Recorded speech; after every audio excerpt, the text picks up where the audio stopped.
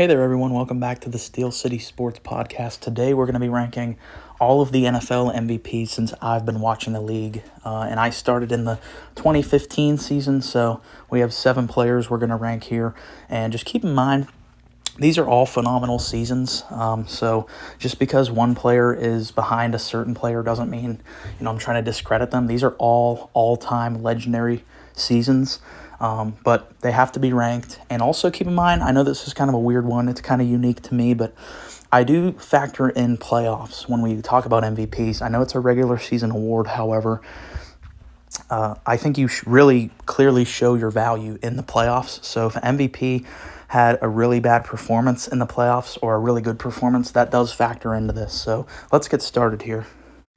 And at number 7, we have last year's MVP, 2021, Aaron Rodgers. He put up 4,115 passing yards, 37-4 touchdown interception ratio, and 68% completion. So obviously really good year, really good stats, but the reason why I put him in last place, there's a couple reasons. Number one, anytime I feel like there's a contested race, it's going to definitely lose its value. I think Tom Brady had a clearly better case than Rodgers this year. He put up better stats in every category except for interceptions, and he made it further in the playoffs. I think Joe Burrow even had a better case this year than Aaron Rodgers, but his TD interception ratio is really good. That's kind of why he won this award, but for me, there was better candidates this year, and also he was dreadfully bad in the playoffs. Lost 10-3 at home against Jimmy Garoppolo at Lambeau Field.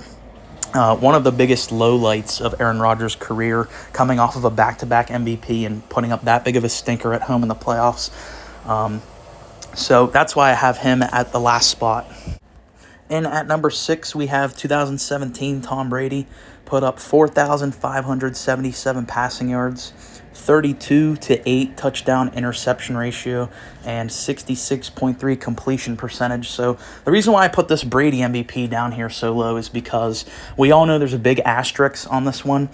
We all know that Carson Wentz was on pace to win this award before his injury, and you go back to that time, look at all the media, look at the narrative. Everyone had basically Wentz in as a shoo-in, but he got hurt. I think he missed the last 1 or 2 games of the season, and they took his award away. So nothing against Brady here. It's just a weird situation. I hate when they do this in sports where if you get hurt and miss a little bit of time, they take your award away. I've had my critiques of that in the NBA and the NFL as well.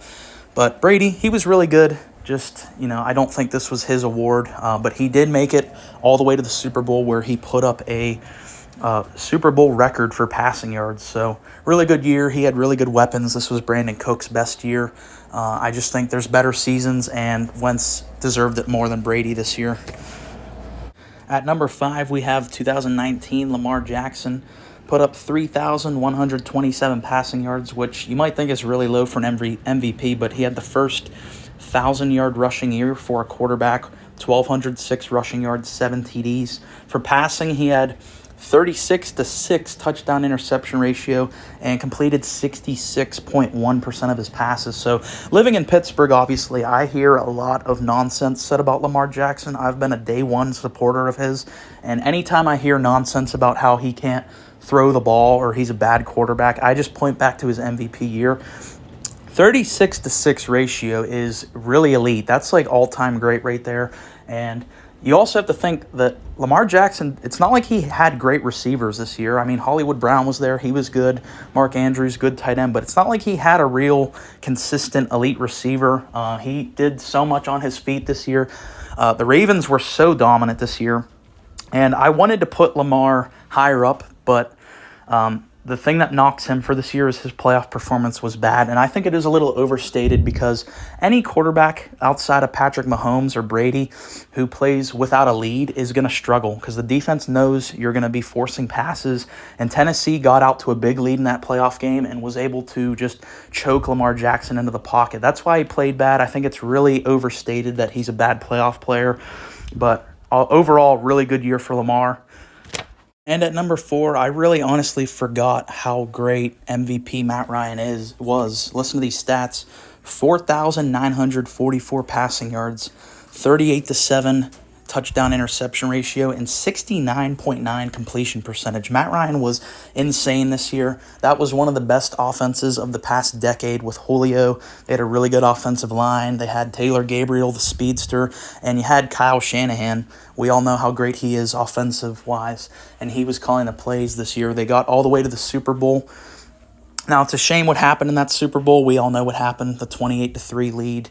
And it really does overshadow how good this Falcons team was. And they never really recovered after. But that whole year, they were just such a fun team to watch. I remember they beat Seattle, and they bludgeoned the Packers in the NFC Championship game. Just a really fun, high-scoring team. But it'll always be overshadowed by that Super Bowl collapse. Probably the worst in sports history. But don't forget how fun the Matt Ryan, Julio Jones Falcons were. So he's here at 4. So if you know me or if you've listened to my videos in the past, you know I have a clear bias towards Cam Newton.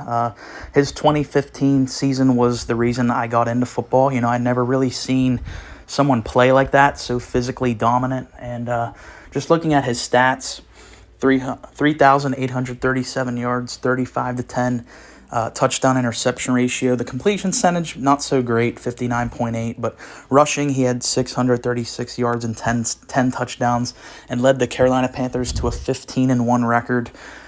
So again, I do acknowledge my bias here, but you have to look at the weapons he had on this team. Outside of Greg Olsen, no one really reliable. Ted Ginn, I liked him, but probably would have been like a third receiver on any other contending team that year, and he was basically Cam's number one option.